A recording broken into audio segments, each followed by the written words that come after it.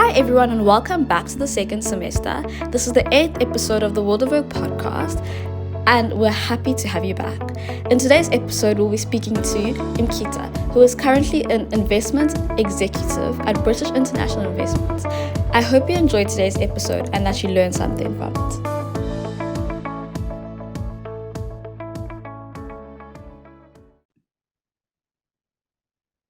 Hi, Imkita. Hi, So, thanks for having me. thank you for being here and thank you for taking the time out to speak to us. So, Imkita studied a business science, finance, and accounting degree at UCT. She also did an innovative finance masterclass for 4 weeks at the UCT Graduate School of Business. She has completed her CFA level 1 and she worked at Morgan Stanley as an intern, then an analyst, up until an associate, and is currently working as an investment associate at BII. How's that Yes. How's that been so far? How's your journey been so far? What word would you use to describe like everything so far? Um, so it's been what, like 5 years now since I left university, which feels like a long, long time. It feels like I was in varsity yesterday, actually. The journey for me has been exciting. Like you said, I started my working life at Morgan Stanley and I spent about 4 years there and then moved to the impact investing role that I'm at now. And at each stage, it's been very challenging. Like banking was challenging. The transition to impact investing has been challenging, but in a good way. I've enjoyed everything that I've been learning and I've just been enjoying the whole building my career. Amazing. And at your time at UCT, what would you say is the like your favorite moment at UCT? My favorite moment, that's a tough one. Um, oh, there were a couple, right? I think I definitely enjoyed like making friends.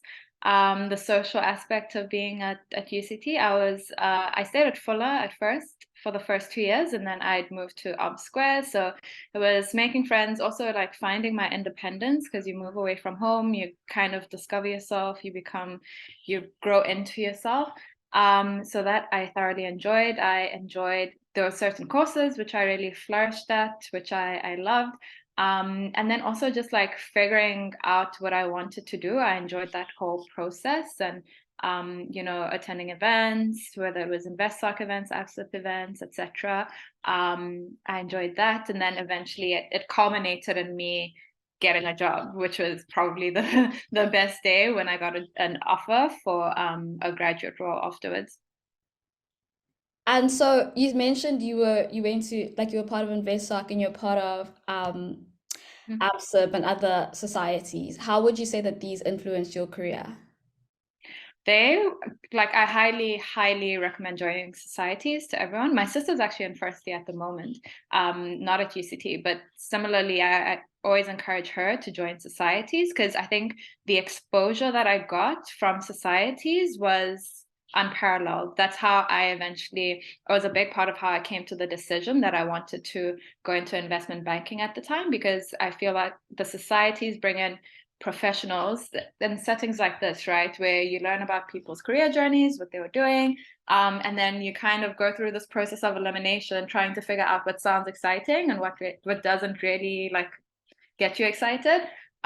So highly, highly recommend societies. I think I went to almost every InvestSoc event from third year onwards because I saw the value in going to those. And then also similarly AppSlip events, and I think some other societies would have some flexibility in terms of you attending the event, even if you weren't necessarily a member. So I highly encourage everyone to make the most of those. Mm. So you had the option to go and do like post grad and then become a CA. You also had the option to go maybe into consulting. You have a lot of friends, I'm sure, who have like taken the CA route.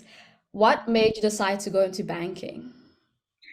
So in terms of deciding to not go the CA route, I think a lot of people get external pressure to go down that route, especially when you come from a high school where you did really well in accounting, you're kind of steered to go that way. And for me, very much in my first and second year, that's what I wanted to do. I thought that's what I wanted to do at least. And then I got to third year and realized that I really didn't like any of the accounting courses. Accounting itself, I honestly, I just barely passed tax. I didn't like corporate governance. And then it was also realizing that if I don't like this in second year or third year, I still have a year of GDA ahead of me. I still have 3 years of articles ahead of me. So that's 4 years in total where I'd still be pushing something that doesn't really excite me. And so I came to this decision. It was a difficult decision. And I think it's always a scary one to forego the safe route, because being a chartered accountant it feels much safer, right? You get your articles role, you have employment opportunities. So I chose to forego that route. And I remember just the process of making that decision for me, again, took a lot of getting exposure to people via events held by societies, getting exposure to people who were flourishing in their careers and hadn't gone down the CA route. And I think that really kept affirming me that it's okay to let this go and rather pursue something that genuinely gets me excited versus what feels safe. That's amazing because, like, when you're doing well, or at least even if you're just passing like school, even like if you're just making it to the next step, a lot of the times, like when you know that, the end goal is like to get jobs and to be a CA, you'll still like push yourself, even though you know that like you don't really enjoy it, just because, Exactly. yeah, just because you actually can see that you can do it. And sometimes there's a difference between like doing something and enjoying something and it being for you. So I think For that, sure. yeah, I think that's such amazing advice. So at UCT, you like from what I've seen, you only did internships in your final year. Am I right? In your third and So I, in first and second year, again, because I thought I wanted to be in the accounting space, I'd done VAC work. okay, So first year I did a VAC work program with KPMG, and similarly in second year I did the VAC work with them. okay. And so what made you decide to go to Morgan Stanley? Because you had there's a lot of firms that offer banking, and you managed to break into Morgan Stanley. What made you decide to choose that? A couple of things. So like you said, in third year, I started to do internships outside of the accounting space. So during that time, I interned at Allen Gray for about a month, and then I did a VAC work program with RMB, Rand Merchant Bank, and those kind of fell consecutively.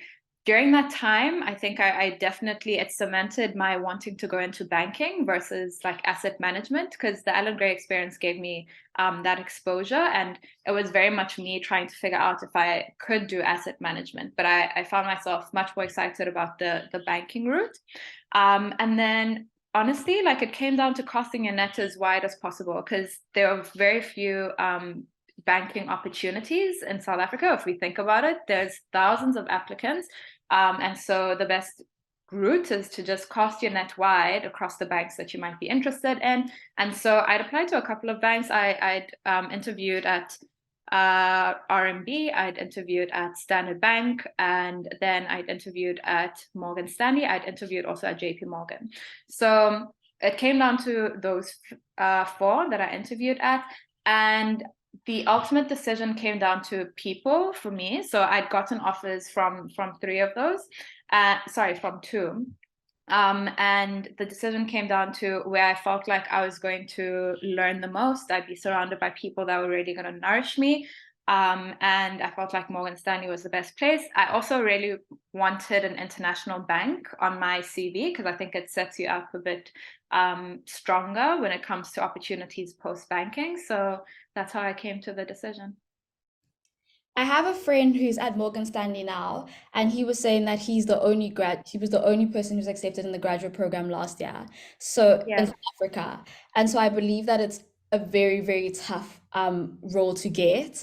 They accept like one or two graduates a year, and there's thousands of applications that they receive, understandably. What do you Yeah. think set you apart, and what advice would you give to people who do want to work at top banks or international banks? What can they do to set themselves apart in their university career? Yeah, I just to echo what you're saying, I think it's definitely competitive, because the international banks will hire one or two candidates each year, and there's maybe 4 or 5 international banks in South Africa, and then you get a bit of a bigger cohort at the local banks, so ABSA, Standard Bank, RMB, but it's still not large. It might be up to 10 or so. So very competitive, given that there are thousands of people applying. And I think the interest is now growing in investment banking, which is really positive to see, because I think there's more exposure coming out, more Black people talking about their experiences, or just more people in general talking about their experiences in investment banking. And I think in terms of setting yourself apart, so I've been involved in kind of early stages of recruitment, and a couple of things that were always important were decent grades, right? I think that's quite standard. And it also comes to show not just, I don't think it's a measure of your intellect, but it's more of a measure that you can dedicate yourself to something and see it through and pass it.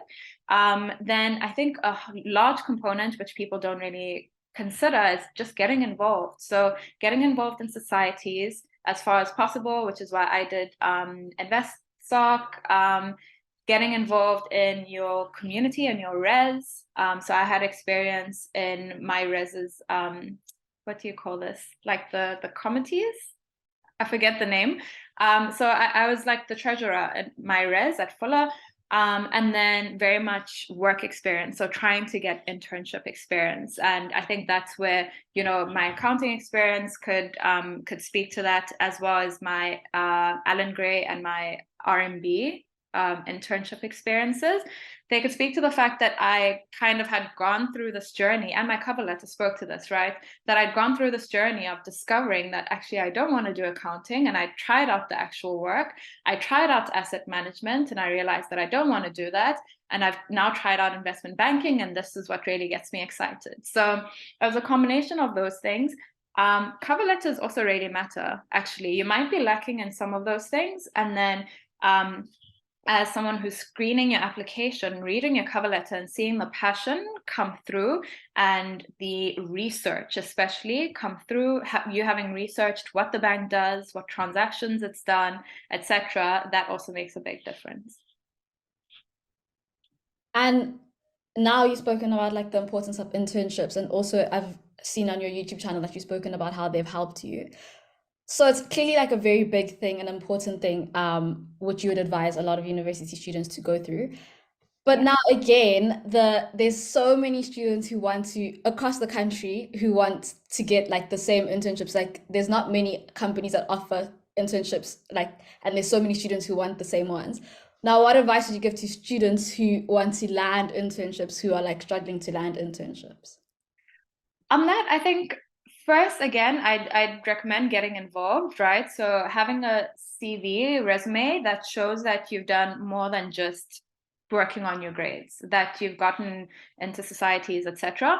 I think the second one is also casting your net wide. So if you don't land, say, an investment banking internship, that's what you really wanted that year. If you don't land it, then settle for something else, but don't, sit at home if that's possible. Try to do something with your free time during your vax, which is going to enrich you. If you're not able to do an internship, then do a short course. So do something that shows that you put that time to use.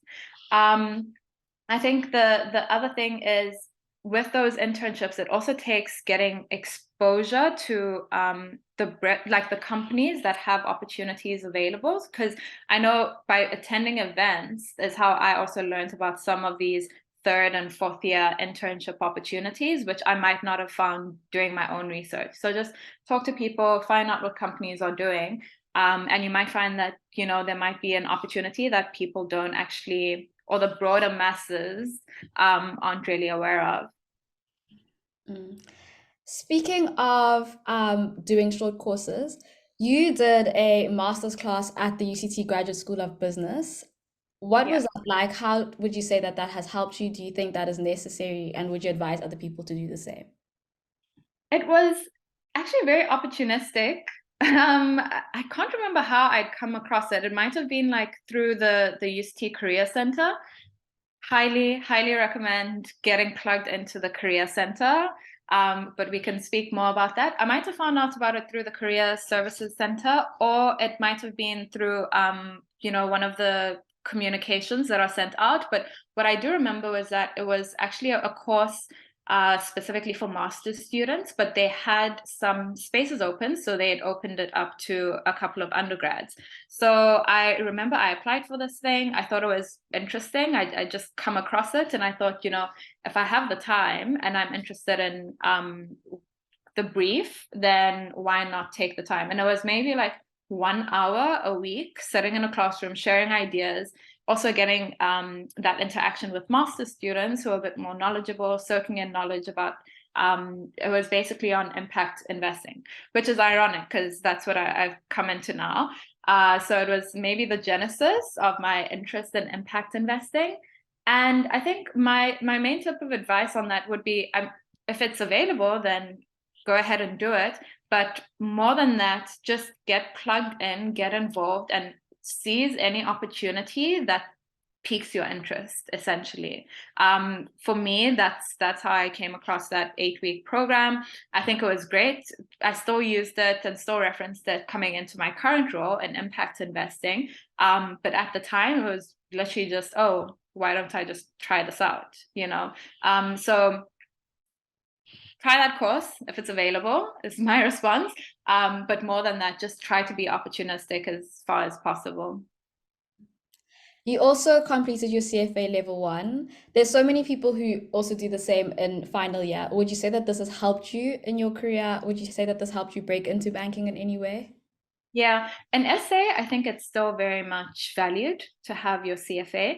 I did my level 1 when I was working, because I guess a number of people aren't able to afford it while you're still in varsity. So I think if you're able to do it in varsity and you can afford it, then I definitely recommend it because it still stands out in a CV. If you're not able to, then I don't think it's the end of the world, so long as you're making up for it by doing all those other things, the involvements, the internships, etc. And then in one of your YouTube channels, then you went on to speak about how you don't want to continue doing the CFA because it's not where you want, it's not going to help you go to where you want to take your career. Can you speak to us more about that? Can you speak to us about like what, who would you advise people, what type of people would you advise to take the CFA, and what type of career you think should do a CFA? So level 1, like I said, I thought was necessary, especially in terms of breaking in South Africa. And for sure, like you said, I got to a point where I realized that I can now continue to progress through my career without needing to do level 2, level 3, especially because I'm more in the, how do I put this, the advisory realm. I think the people who need to complete CFA all the way to level 3, I mean, some people do it in the industries I'm in, just for the sake of having it. I think people who probably need it most would be people who want to go into research careers like equity research, investment management, asset management, etc. And for me, because that's not what I wanted to go into, I came to a point where I'd wanted to do it in order to just complete it. And then the time commitment required, I came to a point where I realized that I actually don't have the time. And if I look at my career, I don't think I necessarily need it to progress at the moment. Amazing. Can you take us through your first year at Morgan Stanley as an intern? There's a lot of people who are graduating this year and will be interns next year. What can they expect in their graduate programs? How was it like for you? Did you experience any imposter syndrome? How did a day in your life look like, if you still remember? If I still remember, um, I remember that it was challenging for sure, the adjustment from being a student to now being a working professional and in a very high-paced, high-pressure environment. And so I did 6 months of this grad program, and then the rest of that year I had converted to an analyst, and my duties or responsibilities varied each day. But I think some of the things that I did in that first year were you needed to be a safe pair of hands, basically, be the backup for everyone in the team. So it was working on presentations, being the person who plots the share price charts and finds the multiples and does a bunch of other things in presentations, lots of PowerPoint work and a bit of Excel work. I remember I also used to use Bloomberg a fair bit. You have a MD that says what's happening to the share price right now, and you have to rush over to the Bloomberg terminal to see what's happening to the share price. So it was really exciting work, but very much challenging. And I think, of course, you're going to feel imposter syndrome. The thing that I learned very quickly, or not very quickly, but it was a piece of advice that I got from someone at MS, was you're not going to know everything in your first year or your second year or your third year of working, and you need to just let go of the pressure to be perfect and to know everything, and just embrace the learning experience. So that's very much what I did. I'm just trying to think of other responsibilities. I think there was also a lot of research that would go into it, research which ultimately lands on the presentations, or research which just helps to get you equipped for a presentation. And yeah, I think that was predominantly it. There was also a training program. So once I completed my internship, and you'll find this at a couple of the banks, between your internship and your full-time role, then you get about 6 weeks or 8 weeks off, where you just do full-time training.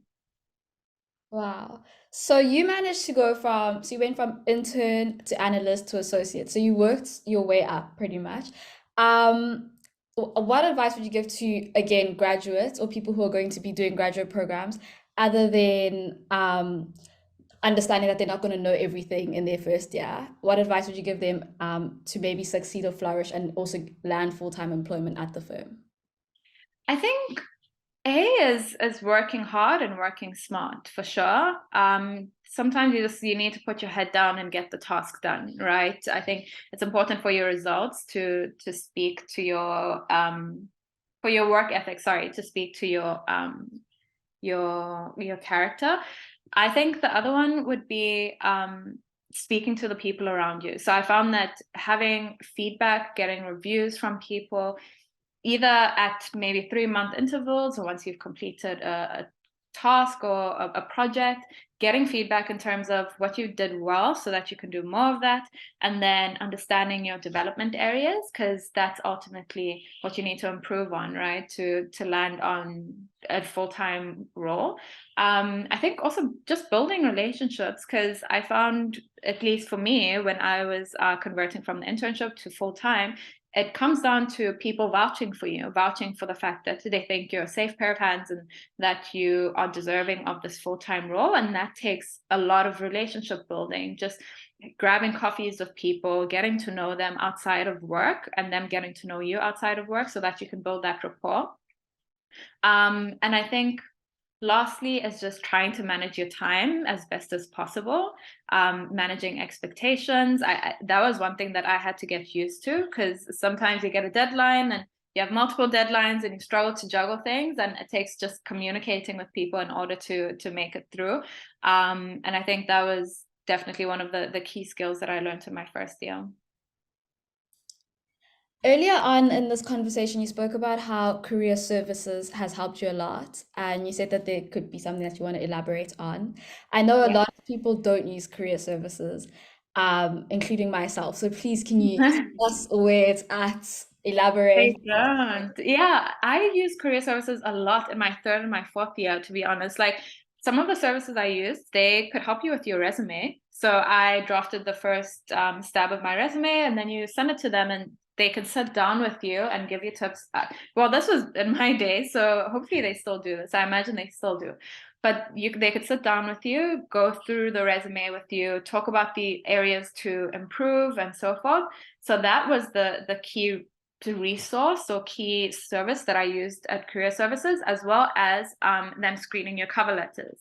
So I remember I'd send a cover letter, provide the job description, and then similarly they give pointers in terms of what you can improve in your cover letter. Then the last one is, I definitely count on Career Services for opportunities, internship opportunities, and then full-time opportunities, etc. I think that a number of employers would go via career services, and then career services might pass those opportunities on to societies or to lecturers or so forth.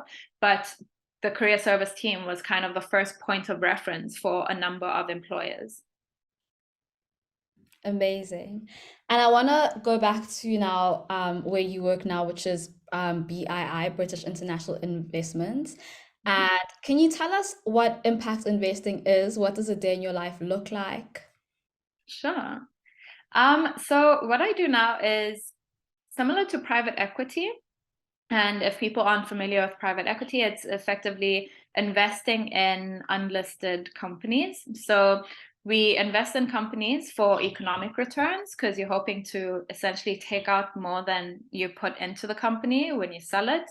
But we also, what impact investing does is it adds another lens, and we invest for social returns as well. So we invest in companies that effectively make a difference in the communities which they operate in.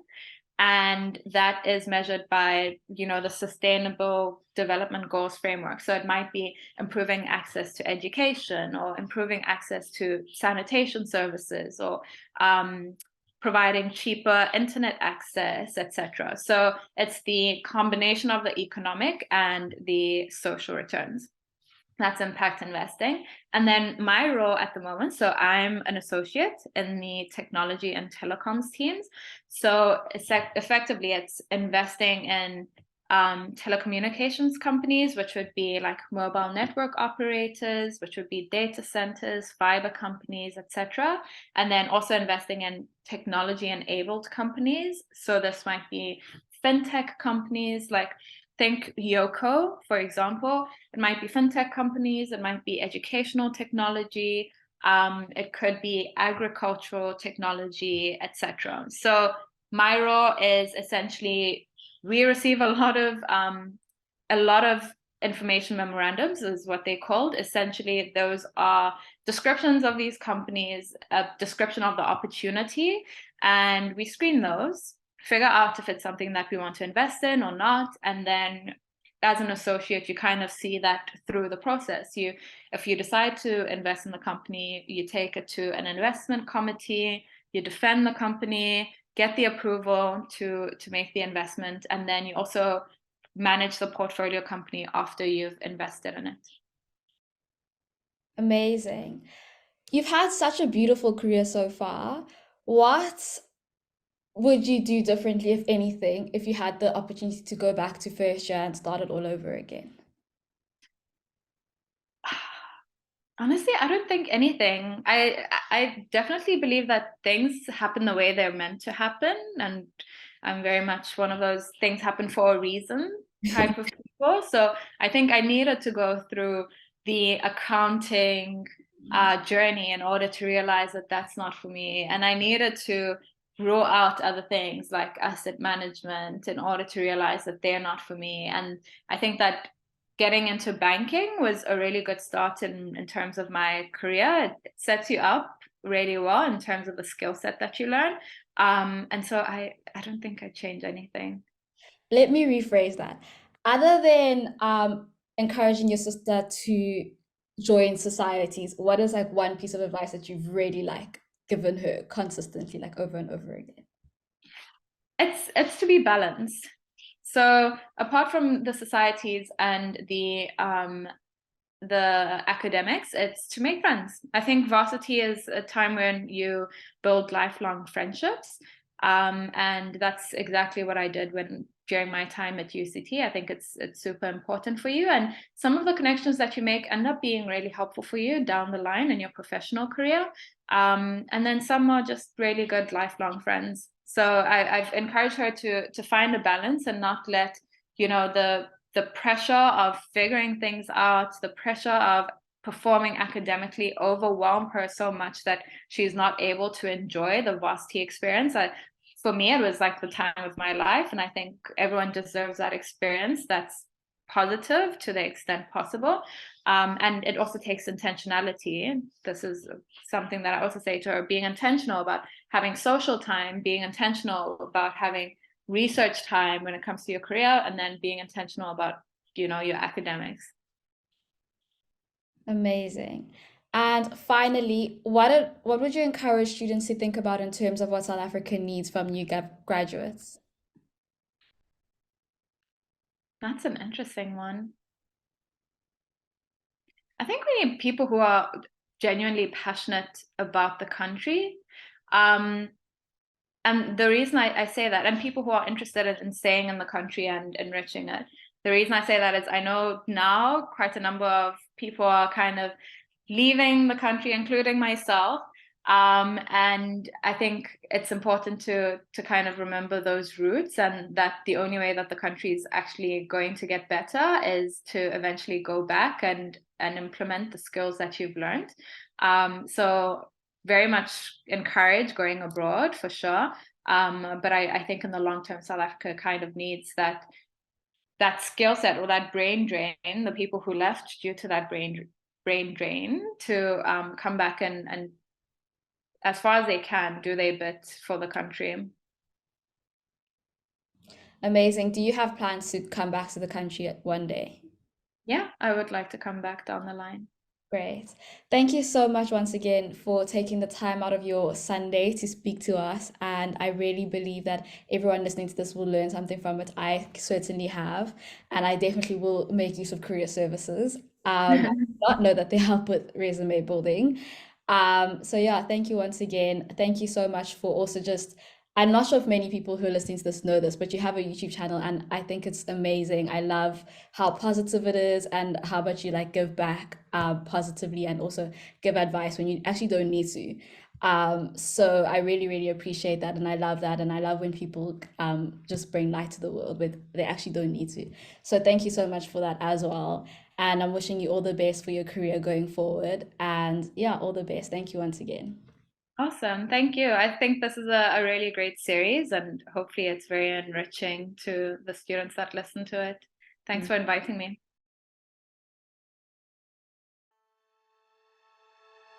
I hope you enjoyed today's episode and that you learned something from it. Please remember that the Signia Asset Management Introductory Evening is on Wednesday, the 2nd of August from 5:30 p.m. to 8 p.m. The Signia Asset Management Office Experience is on the 23rd of August from 4 p.m. to 6 p.m. And the Women in Finance event is on the 3rd of August from 6 p.m. Lastly, the CV Tips and Mastering LinkedIn Workshop is on the 7th of August from 6 p.m. to 8 p.m. on Microsoft Teams. I hope you enjoyed today's episode and learned something from it, and I hope to see you again next week. Bye!